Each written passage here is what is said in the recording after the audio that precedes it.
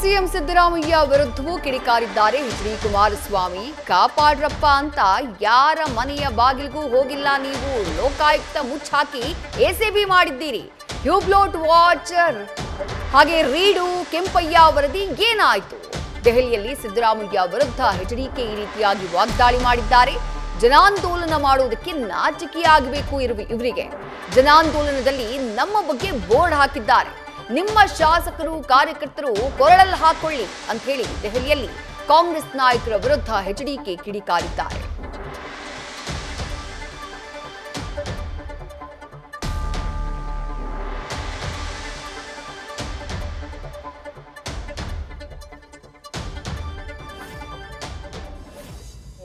ಅವನ ಮಹಾನ್ ಭಾವ ನಿಮ್ಮ ಡೆಪ್ಟಿ CM ಈ ಮುಖ್ಯಮಂತ್ರಿನೂ ಸೇರ್ಕೊಂಡವ್ರ ಜೊತೆಲಿ ಏನೋ ನರೇಂದ್ರ ಮೋದಿ ಅವ್ರನ್ನ ಪ್ರಧಾನಮಂತ್ರಿಗಳನ್ನು ಕುಮಾರಸ್ವಾಮಿ ದೇವೇಗೌಡರು ಭೇಟಿ ಮಾಡಿದ್ದು ಅದು ಎಂಥದ್ದು ನಾವು ರಕ್ಷಣೆ ಪಡ್ಕೊಳ್ಳೋಕ್ಕಂತೆ.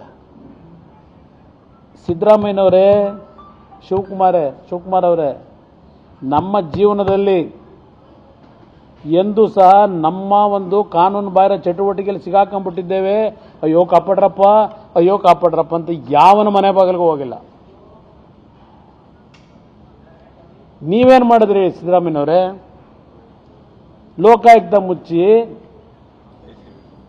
ಎಸಿಬಿ ರಚನೆ ಮಾಡ್ಕೊಂಡ್ರಿ. ಬೇಕಾದವನ್ನ ನಿಮಗೆ ಎಸಿಬಿಗೆ ಹಾಕೊಂಡು ಕ್ಯಾಂಪೈನ್ ಇಟ್ಕೊಂಡು ಹ್ಯೂಬ್ಲೋಟ್ ವಾಚು,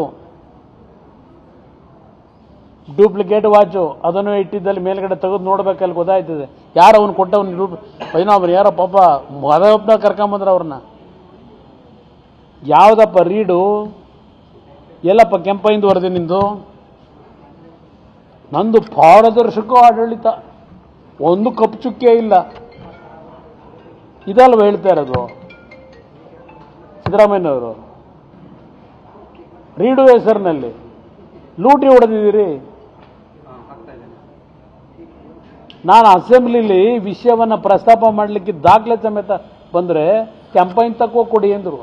ಕೆಂಪಣ್ಣಕ್ಕೆ ತಗೊಂಡೋಗಿ ಕೊಡಿ ಅಂತ. ಏನಾಯಿತು ನಿಮ್ಮ ಕೆಂಪಣ್ಣನ ವರದಿ? ಸದನ ಸಮಿತಿ ರಚನೆ ಮಾಡಿ ನೈಸ್ ರಸ್ತೆದು ಲಕ್ಷಾಂತರ ಕೋಟಿ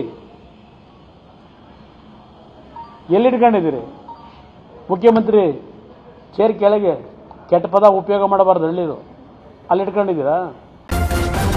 ನ್ಯೂಸ್ ಫಸ್ಟ್ ನಿರ್ಭೀತಿಯಿಂದ ನಿಮ್ಮ ಪರವಾಗಿ.